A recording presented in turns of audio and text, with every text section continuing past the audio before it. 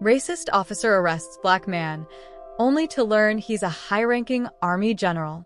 Patrolling a posh area, a prejudiced police officer notices a black man walking and guesses. The man must be up to no good. Subsequently, the officer is notified that he detained a high-ranking U.S. Army General. Anthony Adams walked along one of these Treeline paths. Anthony was tall and had firm footfall on the ground. Athletic build that suggested his years of military experience. Despite his casual attire, there was an air of mystery. Authority about him, something in his posture, and the way Anthony handled himself. Anthony had been in this neighborhood many times before. He owned a house a few blocks away that he had bought, not everyone knew about. Years ago, he came to relax and escape the pressures of his profession from a quiet retreat.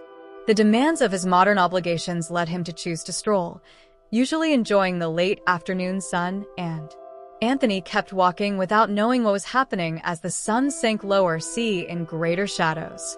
The peace of the streets. That will shortly break this tranquil pattern. For now, he was simply another individual savoring the simplicity of a late evening. Summer afternoon discovered calm in the everyday events life presented. Officer Scott Davis changed his driving carefully along the street. He looked back at the rearview mirror and watched the area like a hawk looking for his patrol car. Crawled slowly, and the motor hummed softly.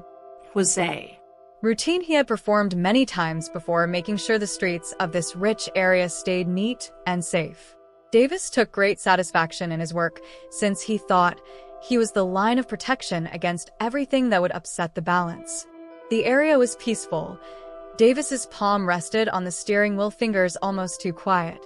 Watching the familiar sights pass by, tapping absent-mindedly to a tune he could hardly hear over the hum of the automobile.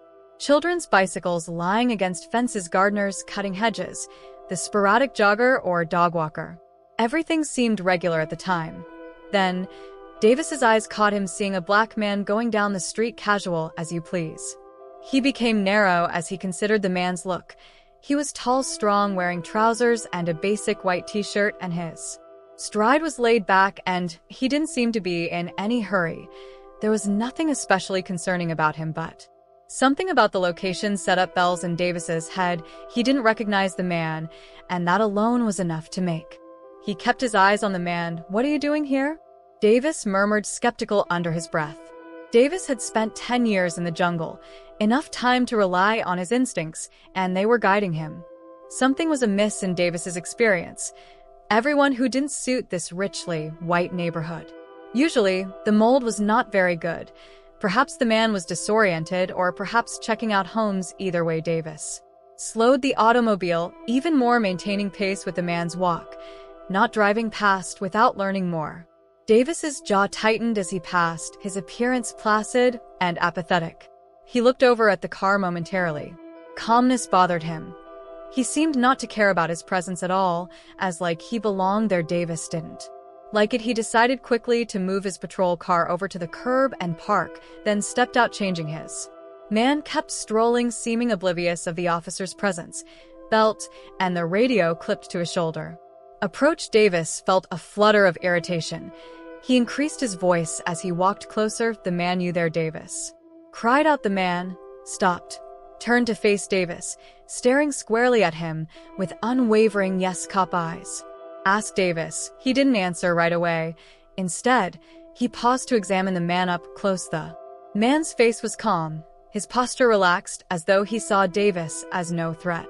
Had further heightened Davis's mistrust of what you are doing here. Davis required, his tone sharp. "Merely walking." The man responded equally. Davis frowned as he disliked the man's tone. Calm and unbothered, it made him feel differently. Davis enjoyed being in control. He felt as though he was not in charge of the circumstances, and so moved closer, squaring his shoulders. "I will need to see some ID," Davis stated, his voice carrying authority. The man lifted an eyebrow but didn't move. Why am I being accused of something? Davis's tolerance was running thin in this exclusive neighborhood. We usually people like you around here. Hence, I have the right to question anyone who seems out of place on the man's side. My and Davis's irritation grew as I lived just a few blocks from the man. "Over, I'm not doing anything illegal. I'm just enjoying a walk display, and shown some ID. Davis repeating hand motion. Not in the mood for going reflexively toward his belt where his radio and other tools of command hung he. His training had taught him that in these circumstances, control was vital. The man reached inside his pocket gently and purposefully removing his wallet, he brought it up to show Davis his ID. Davis grabbed it. Looking at the name and address, his eyes briefly flashed with surprise. The address was indeed a local one, but something still didn't set right with him. Either it was Davis's calm attitude, or perhaps it was just his own sense of obligation kicking in. I have never seen you around here before, Davis mentioned, his tone still sharp. How long have you lived here? Few years, the man answered. I'm not out much, generally working. I don't see why this is required. Davis sensed the heat rising in his face. He disliked being questioned, particularly not by someone who seemed to believe they were above doubt. His hold on the man's ID required or not. I have work to do, Davis snapped. We have had reports of suspicious activity in the neighborhood. I must make sure everything is in order. The man stayed silent, his eyes firmly fixed on Davis. Davis detested that he was the target of no indication of backing down. His countenance lacked fear. One in control here had to demonstrate his power, as some outsider felt he could stroll anywhere he wanted. Stay just here, Davis advised, not to go. He turned back to run his suggestion from his patrol car. His heart was pounding a little faster now. A mix of annoyance and something else he didn't want to accept was doubt when he reached. Davis turned once again to check the man, silently waiting the discomfort. Something about Davis's complete circumstances didn't feel right, grew in his chest, but he pushed that idea aside. He couldn't afford to second-guess himself. An officer of the law was tasked with maintaining the safety of this community. Not now. Davis started inputting the man's details as seated in his police car, views on the man through the rear-view mirror. Into the system Anthony stood on. A sensation of worry persisted, like a storm cloud just about to strike. The weight of the officer's scrutiny even from the sidewalk, observing as Davis returned to his patrol car. The roadway remained a peaceful haven, disturbed only by the soft chirping of birds and the buzz of Davis's patrol. Anthony kept his breathing consistent, keeping his cool under pressure.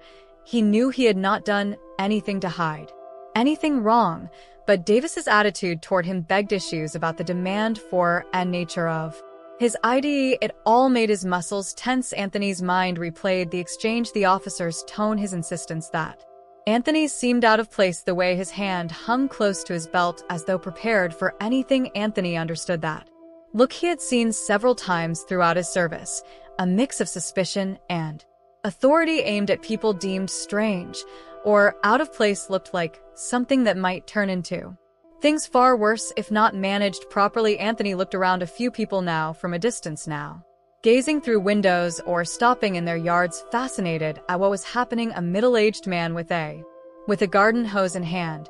A woman walking her dog had paused her phone as water spilled freely onto the pavement.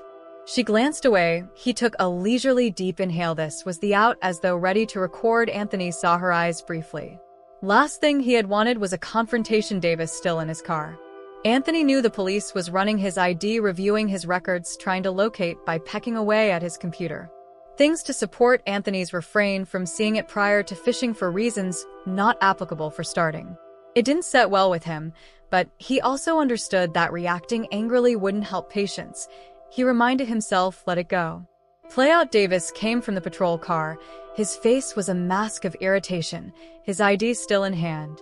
He walked back over to Anthony, stopping about a foot away, somewhat taller, trying to establish control.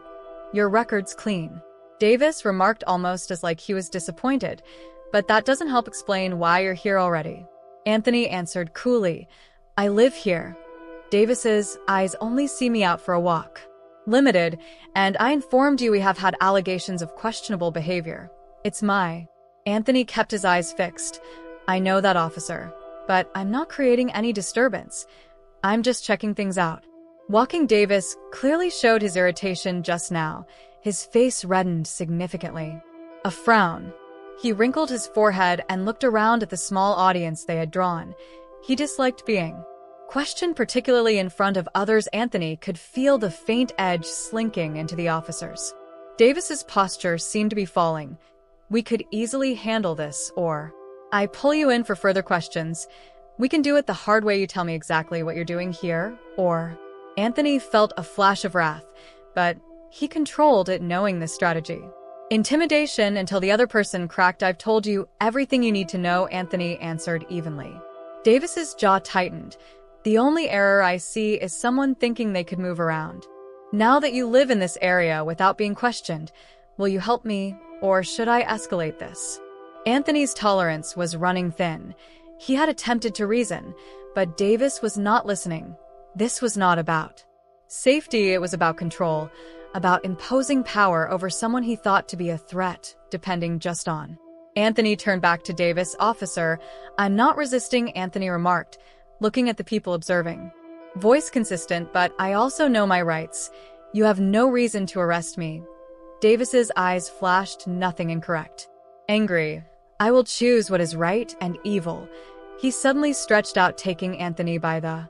Anthony strained as Davis's hold tightened, his training kicking, and he could readily overwhelm the arm. You're carrying with me, officer.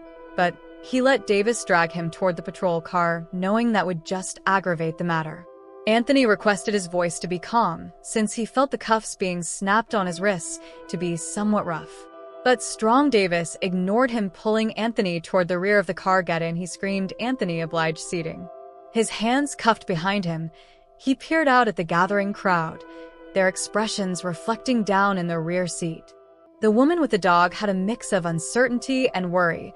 Her phone was lifted, capturing the whole scene. Anthony intended that would be sufficient to prevent things from spiraling out of control. Anthony felt a surge of annoyance as Davis slammed the door. Wash over him. He had been out for a quiet stroll to help him relax. Now he was seated in the rear of a patrol car handled as a criminal due only to his skin tone and the presumptions accompanying it. Let him hear Davis radioing, and his voice tight as he clarified the circumstances too. Anthony slumped back in his seat, inhaling once more. He knew this wasn't yet over, and as much as he understood, he had to remain cool to maintain his composure, as this was not only about him. He wanted to fight back. Was about something far more significant than everything he had encountered his entire life, and was seated in the rear of a patrol automobile with his hands tied. Anthony was reminded that the struggle for respect and equality was far from over. The ride to the police station was quiet, but Anthony could feel the strain still. He was seated in the rear of the patrol car with a still wrist, restrained by the cold metal of the handcuffs he carried. He kept his eyes forward, neglecting the sporadic glance Officer Davis threw at. He follows the blur of the Treeline streets of the neighborhood through the rearview mirror to the. Anthony's mind was racing, not with dread, but with a sense of incredulity at how rapidly a major road headed into town. Simple Walk had evolved into this. Davis pulled into the station, parking the car in a lot loaded with police cars. He pulling open the rear door and seizing by the arm. The station was humming with bustle as officers moved in. Then out, speaking on radios, carrying files. Within a few, Davis, LED Anthony. Davis disregarded officers taking Anthony down the hall, curiosity flaring in their eyes. Anthony sensed the other cops staring at him from the holding room, heard whispers, but it wasn't the. Although he had first come under examination, this was the first time it had happened on the wrong side. Having promised to defend Anthony, he had spent his life maintaining order, safeguarding his nation, and now he was being paraded around a police station like a typical criminal. Davis pulled open a tiny room. Davis signaled for Anthony to seat in a normal holding room with blank walls, a table, and 2 chairs. Anthony complied, Davis standing at the door, arms crossed, a self-satisfied glance. Davis stated, his tone clipped. Anthony met his gaze steadily. You will stay here till we figure things out. Exactly are we figuring out, officer? You know where I live. What more do you need? Davis's eyes hardened. I need to know why you believed you could just stroll around like you own the area. Why were you in that neighborhood? Anthony exhaled, his annoyance under the surface. I wasn't doing anything illegal. I live in that neighborhood. I have done nothing to warrant. Davis's face flushed. Individuals like you do not just walk. Could have been casing homes, seeking for an opportunity around such communities, without a purpose. Anthony's eyes narrowed. Folks much like myself. He repeated exactly what Officer Davis's jaw tightened, but he didn't reply, and the room descended into a tense stillness. Anthony could feel Davis's furious urge to take authority to establish a point. Anthony recognized that this was about what he stood for to Davis, a disturbance of the order. He was so determined to preserve. The door opened. Then Sergeant Laura Smith entered. She was a tall, short brown-haired woman with a professional demeanor. Mingled with worry, she looked at Davis, then at Anthony, evaluating the circumstances. Anthony identified her kind. In the heart of anarchy, calm brought a voice of reason. "What is happening here?" Sergeant Smith asked, her voice calm. Davis straightened, noticed him walking in the posh area, behaving suspicious. He wouldn't to explain himself, so I took him in. Smith glanced at Anthony, her gaze keen. "But fair, is it?" True, Anthony nodded slightly. "I was walking. Officer Davis asked me, and I showed my ID, explaining that I live close. That wasn't sufficient for him." Smith turned to Davis and asked, "Did you run his ID?" Davis answered fast. "Returned clean, but you still brought him in." Smith interrupted, her tone strict. "On what grounds?" Davis hesitated, obviously uncomfortable under Smith's observation. He maintained, "I was doing my job, maintaining the area safe." Smith groaned, crossing her arms. "This man is a high-ranking general from the United States Army." She spoke low but clear. "You hauled him in without reason in handcuffs. Do you know the consequences of this?" "I didn't know," he stammered. Smith's gaze, Davis blinked clearly, turned to Anthony, then back at Smith. Narrowed. "It shouldn't matter who he is. Your role is to protect and serve, not to criticize based on appearances. This is unfit." Davis struggled with the keys, moving forward to unlock the cuffs right away. Anthony's wrists came free, and he gently felt the discomfort from the metal he had tightened. Stood above Davis, maintaining composure. "Sergeant Smith," Anthony said, his voice steady, "thank you for your professionalism, but this is about how others view Officer Davis's attitude to their duty." Smith, "Not only about me." Nodded. "I agree. We will talk about this more." General Adams, "Rest assured, this event will be handled properly." Anthony silently judged, looking at Davis, who still seemed shocked. "I hope this serves as a wake-up call. Someone's appearance can cause errors. Dangerous one." Smith pointed at the door. "Let's take this to my," she remarked, "in the workplace. We should discuss what happened here today." As Anthony departed the holding room, Smith knew this wasn't over, but he felt the other cops staring at him. This was a beginning for necessary dialogues. Changes had to be done. If this was the catalyst, then so be it. Anthony sat in Smith's office. Davis was left standing across from her, confused and unsure as she started composing a report. Anthony observed him through the glass window, considering the long journey ahead and realizing it wasn't only about humiliation. One officer's actions related to the culture that first led such actions to occur. Anthony had fought wars his life. This was another one, and he aimed to see it through. The struggle for respect for equality permeated every street, every community, every contact Smith made. It did not finish on the battlefield. She laid down her pen, gazing up at Anthony, and apologized for what happened. "We will make sure this doesn't go forward." Anthony nodded silently. "It's more about making than is about apologies, Sergeant." "Sure this doesn't happen to anyone." Smith nodded in agreement. "We will start with Officer Davis, and then look at, though it takes time, at the larger picture. Change starts in the little office of Sergeant."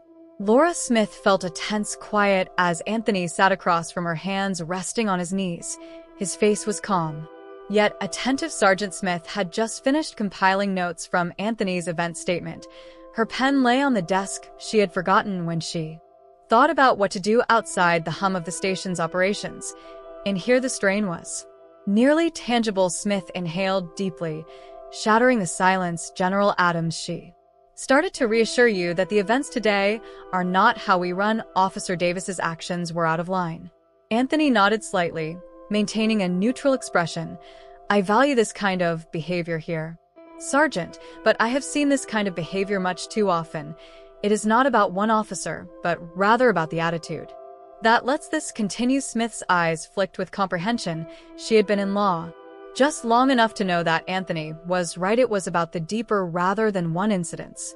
She had joined the force to help to maintain the law equally, and events like these needed addressed. General Adams, Smith stated gently, This made her realize how far they still have to go. If you are ready, I would want to hear more about your viewpoint on this, your experience, both now and your career. It would enable us to grasp how. Anthony pushed forward his eyes to meet Smith. Sergeant, I have SP and T my life in service. I oversaw troops in combat, handling all kinds of situations. And I've experienced prejudice, quiet and not so quiet. Today was different, though. I was regarded as a criminal for merely walking in my own neighborhood. I have fought for this nation, and yet I am seen as a threat. General, we are here to defend everyone, but given my appearance, Smith listens, her face serious. You are right. Davis has been a fine officer. Sometimes our personal prejudices cloud our judgment. This is not the first time. Anthony nodded. I have heard worries about his behavior. It is not only about punishing Davis, it is also about ensuring every officer is aware that their responsibility is to safeguard rather than criticize. This type of racial profiling.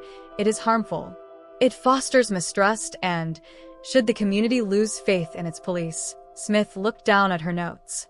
She had always taken great satisfaction in treating people with fairness, but she realized not everyone shared that approach. We will be doing an internal inquiry, Smith stated. Davis will be banned, depending on the result, but more. Perhaps we should examine how we equip our officials to interact with the community. Anthony valued Smith's genuineness, was not only expressing the appropriate words, she looked dedicated to actual change, education, and Anthony mentioned training, but it's also about responsibility. Officials must realize there are repercussions for acts like these, not only for the individual under profile, but also for the whole community. Smith nodded in. We will first hold Davis responsible, and then go on looking into our training courses. We must establish confidence, not just execute laws, but also. The door to Smith's office opened, and Officer Davis stood.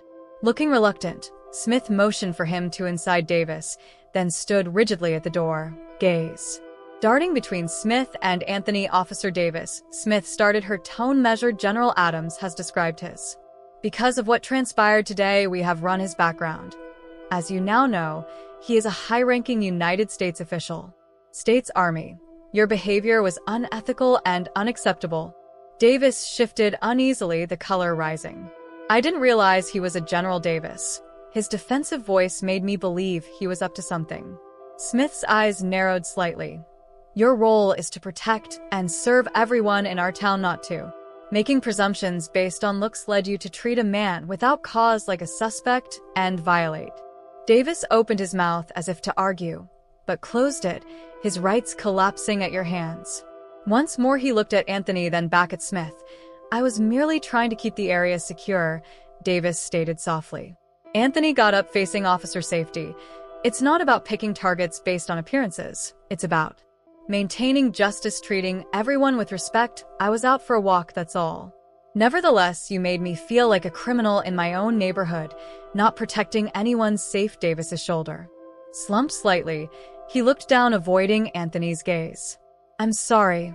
I didn't want for it to go this way. Anthony observed him. The sincerity and Davis's apologies seemed more out of terror than knowing this isn't just about. Anthony apologized. He said it's about ensuring nobody else. Smith stood up, her stance strong. Experiences this again. Officer Davis, you are suspended, effective right away. There will be an inquiry into your behavior and, depending on the result. Davis nodded, looking defeated, then turned and exited the office. Smith watched him go, then turned back without another word, the door closing softly behind him. Anthony Weck performs better. I'll make sure of it. Anthony nodded. I believe you, Sergeant, but keep in mind this isn't only regarding Davis. It's about altering the society that lets this kind of behavior flourish, starting with leadership begins with officers like you. Smith sitting back and reflecting. Thanks for your patience. Though today, General knows it hasn't been easy. Your remarks will help Anthony experience the deep breaths he needs. Weight of the day starts to rise significantly. Everyone has a part to perform. Sergeant, let's make sure we perform it well. He stood. Smith shook his hand firmly, a quiet understanding between them as Anthony left the office. This occurrence gave him a feeling of direction. It was not only about him, but also an opportunity to start change. Unsettling was Anthony left the light feeling a sense of assurance that no one else had to go through what he did. Though there was a long road ahead, at least now he was not going it alone. Word of what had occurred to General Whispers had by the next day, Anthony Adams swiftly moved through the police station and into the larger community. Become full-fledged dialogues among police gathered in break rooms, speaking in low voices, some glancing. The air in the station was charged tensely toward Officer Davis's unoccupied desk. Davis's suspension was more than just a disciplinary measure. It was a signal that something important had happened. Things were shifting. Sergeant Laura Smith stood in front of the assembled officials during the morning briefing. Her attitude was serious. Her tone was consistent because many of you know Officer Davis has been suspended awaiting an internal examining. The General Anthony Adams incident violated our policies, meant to uphold and serve every member of our community and treat each one with justice and respect, a whisper shared. Some cops nodded in accord while others looked uneasy in their chairs. Smith noted, although the varied replies reflect on the whole department, events like this harm public confidence in our actions. We have obligations to perform better and keep ourselves to the highest levels of which we cannot afford. Sergeant, what's going to happen to Davis? Officer Ramirez, a young man, raised his hand. Smith met his eye, which will be decided upon by the research for now. I want to make it clear that he is suspended, but right now. Obvious, this is not only about Davis. It's also about ensuring everyone values our contribution to this community. Racial profiling has no place in this department. The room went quiet once more. The weight of Smith's comments settled. We will be holding extra racial sensitivity and de-escalation training sessions over the cops. We have to learn from this and make sure it doesn't happen once more, since action strategies demand full participation. The session concluded with cops leaving the room, some in profound contemplation, others whispering to each other. Smith watched. They weren't expecting her remarks would have an influence. She knew wouldn't happen overnight, but it had to start somewhere. General Anthony Adams had returned to his regular schedule, but his mind kept returning to the event. It was about the larger consequences Anthony had gotten a call about, not only what occurred to him. From Smith updating him on the inquiry and the actions being taken to resolve the matter, he valued her efforts but understood that this was only the start. That afternoon, Anthony got invited to meet with the police department representatives and community leaders. Wanted to talk on what had happened and how to go forward. Anthony accepted, knowing the value of these discussions. The meeting took place in a nearby community center, a big room with chairs set in a circle. Anthony came to discover a mix of faces: police officials, local activists, and several residents. Sergeant Smith was present among community leaders. Working with Officer Ramirez and others from the department, Anthony identified some of the local leaders. He had worked on several projects over the years. The air was thick with expectancy as the conference started. Mrs. Turner, an elderly woman with a gentle but strict attitude, came up to speak for the community. Thank you everybody for coming. Today we are here because of an occurrence that revealed problems we must no longer ignore. General Adams, we value your eagerness to share your knowledge and participate in this dialogue. Anthony nodded, felt everyone in the room staring at him, then inhaled before saying what happened to me was incorrect. He said straightforwardly, but this goes beyond just me to make sure everyone in our community feels comfortable, respected, and treated equally. It's about responsibility. An officer called Collins, seated next to Smith, said, "We want to do better. We are dedicated to make changes, but it will take time." What do you?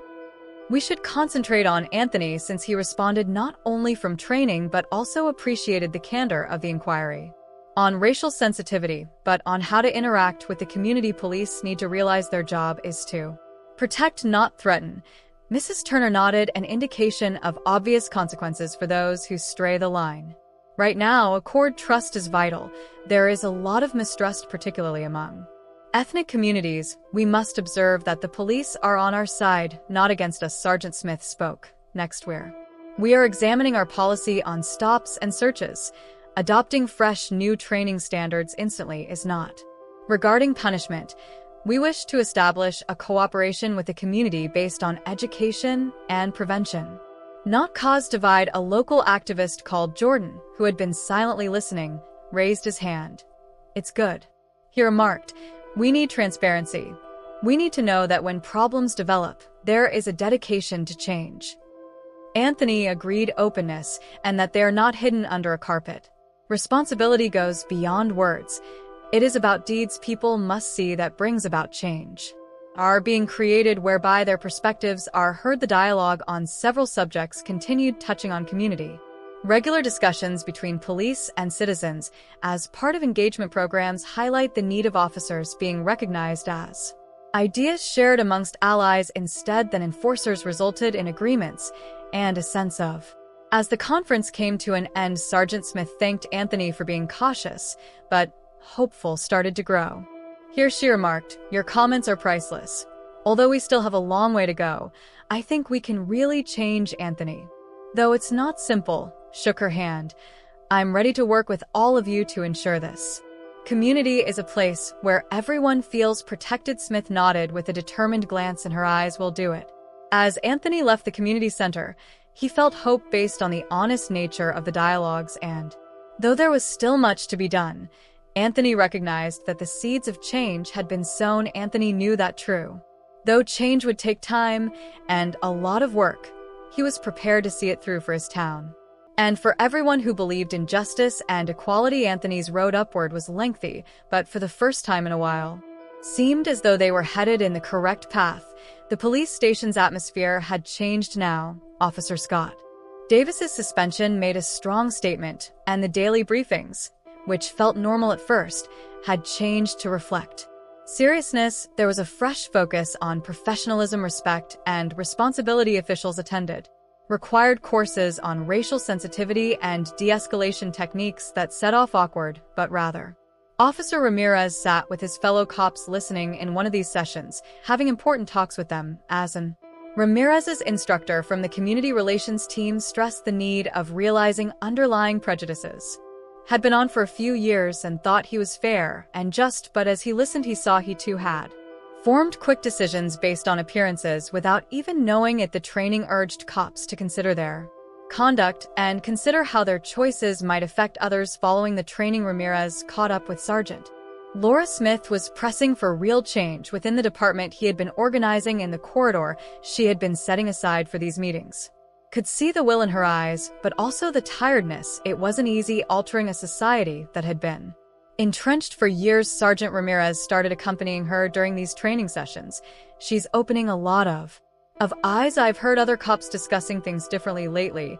I believe. Smith looked at him, a tiny smile pulling at her lips. "The aim," Beto stated, "is not simply, though things should change quickly, we have to start somewhere. Every discussion we have, every officer who beginning to see differently, it's a positive step forward." Ramirez agreed. "I have been considering what happened with Davis and General Adams. I have made mistakes too, maybe not as clear, but I have judged others before I ever spoke with them.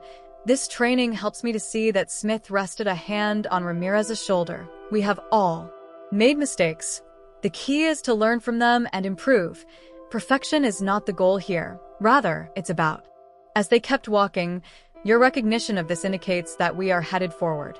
Though the episode with General Anthony Adams had rocked the department, Smith couldn't help but feel hope, as it had also spurred something significant in knowledge of self-reflection and a sincere will to get better. She knew would still be resistance agents who thought nothing needed to change, but also understood many were beginning to see why this mattered. While Anthony Adams was still going through the knock-on effects of his struggle, he answered calls and messages from neighbors, some expressing support, others regretting not interfering when Anthony appreciated the outreach, since his experience had opened many eyes and they watched him being detained.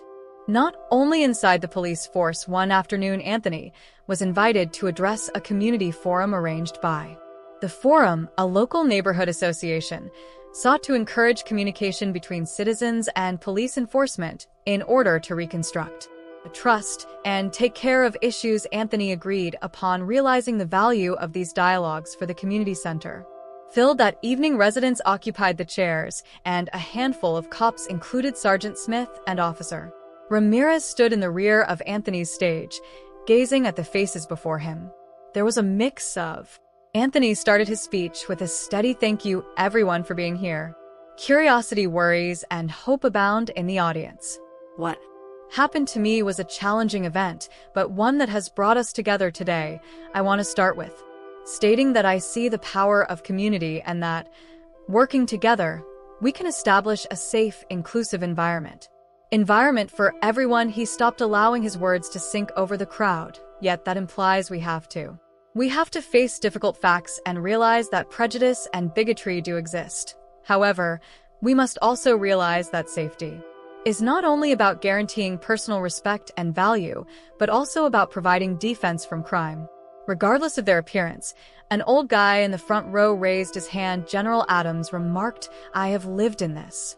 I have seen the area evolve over more than 30 years, but I never imagined something like this could occur here. How can we?" Anthony agreed, starting with knowledge of our own. Make sure it never happens again. The police department is introducing new training, but it's not addressing understanding of how our actions impact others. Regarding the officers, it's about all of us. If we observe something that calls for responsibility isn't right, we should speak up. Another hand went up this time. This is about establishing trust by deeds. Another young person, woman in the rear. What can we as locals help to become involved? Anthony said, attend these forums. Have talking with your neighbors helps us to know the police that patrol our streets. The more we engage, the stronger our community becomes. It about developing relationships and understanding. Sergeant Smith moved forward, joining Anthony at General Adams is correct. We are dedicated to departmental improvements, but we need your help. We are your police force, and we want to serve you properly. We are here to listen, to learn, and to enhance. The forum lasted for more than an hour as residents asked questions and made recommendations. The atmosphere was open and polite, a clear contrast from the strain that had permeated the air following Anthony's. By the end of the evening, there was a feeling of solidarity based on a common resolve to forward together. As the audience started to leave, Anthony discovered he was encircled by neighbors eager to shake his hand and praise him for voicing opinions or relate their personal experiences. He listened, providing words of support and empathy. He sensed the force of community, the strength derived from gathering together. Sergeant Smith went to Anthony as the room started to.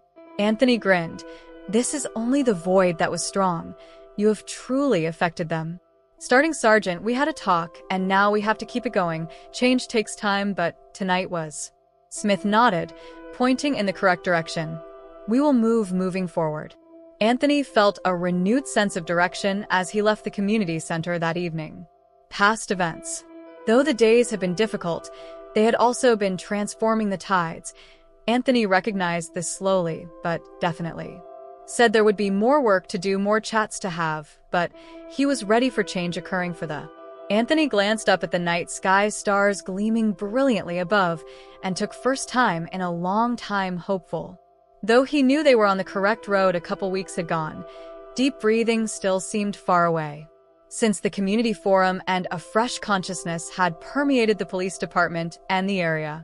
Talks on respect, bias, and justice kept echoing in the police station's hallways and among the living rooms of homes. There were a common knowledge that although development had advanced, the work was far from finished. Anthony Adams started his regular walks exactly as before the event, only this time did things seem different. Once suspicious steps were now replaced with polite waves from neighbors who had previously kept their distance, now came to him smiling, eager to share a few words Anthony loved. These little movements indicated that his message had been received, but slow was starting to grow.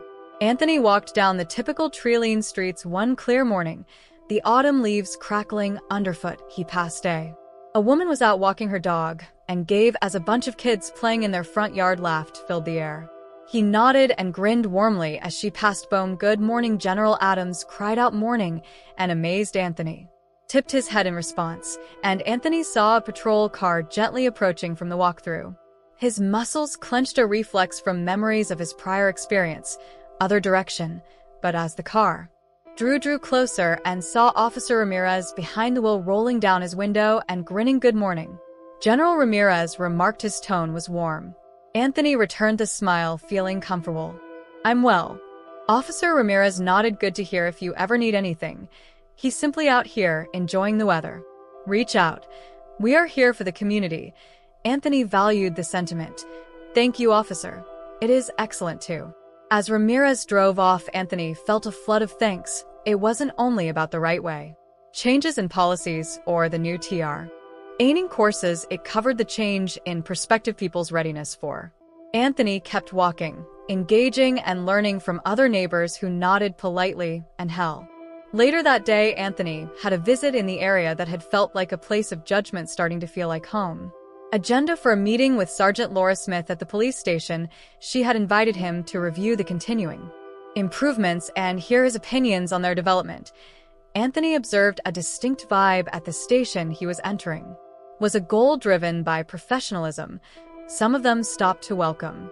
General Adams stood to welcome Anthony as he passed Smith's office and gave a strong handshake. "Thank you for coming. Kindly have a seat." Anthony sat down, admiring Smith's forthright attitude.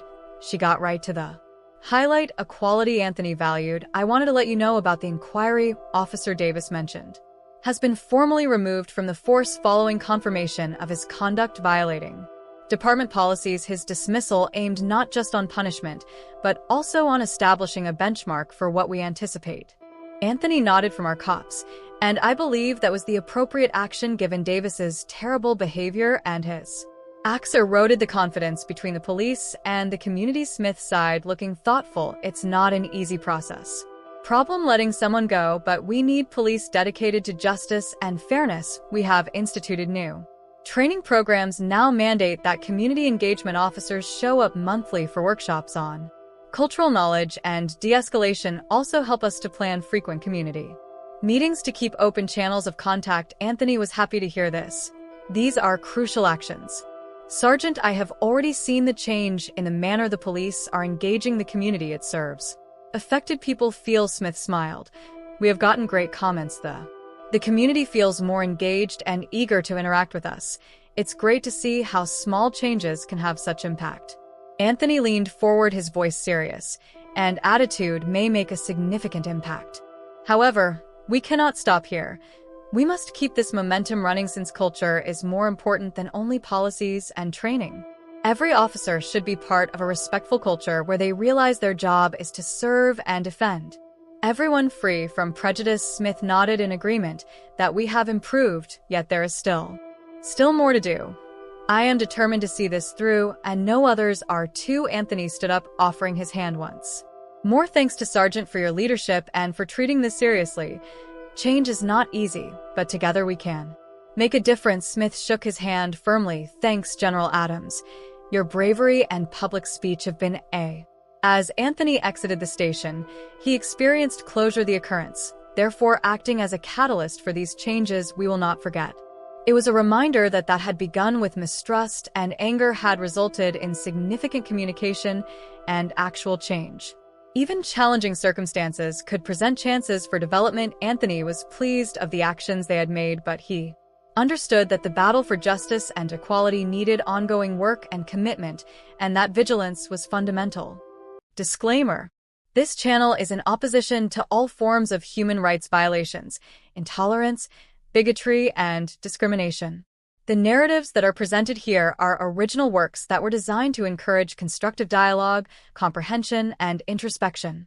Respect for diversity and the preservation of human dignity are the guiding principles for the creation of all content.